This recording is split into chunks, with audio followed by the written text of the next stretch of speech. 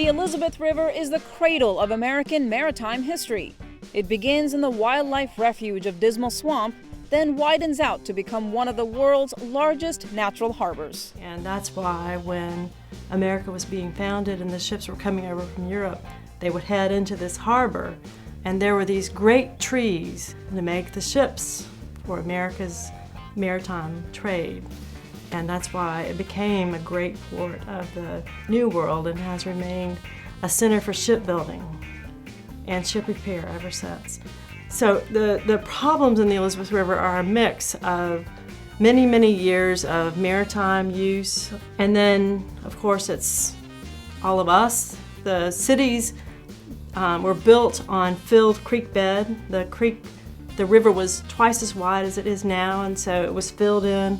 The swamps were seen as nasty places that bred mosquitoes. So downtown Norfolk and downtown Portsmouth are built on old river, and they flood in the storms where the river used to be.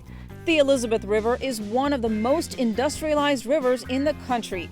It's home to several industries, including one of the world's largest coal exporting facilities and the world's largest naval base. The Elizabeth River Project uses positive recognition to encourage industries to voluntarily prevent pollution in the waterway. We call them river stars. At first, we set a very low bar, and we had to beg, and we had one river star. Well, it grew, and it became a peer thing, peer pressure, and the peers now have criteria, and everything has to be documented, your results, and if you don't meet the criteria, you're not recognized. We've taken that program, River Stars, to schools also. We have River Star schools, and this year we went to the general public. We have River Star homes.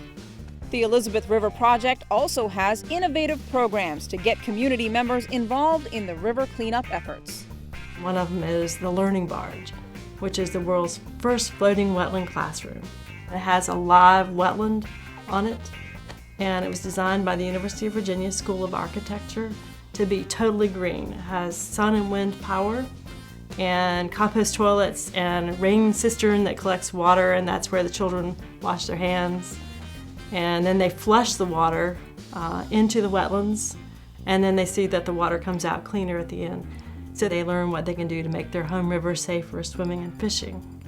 And being on a barge, it symbolizes the marriage of a working harbor with a healthy environment.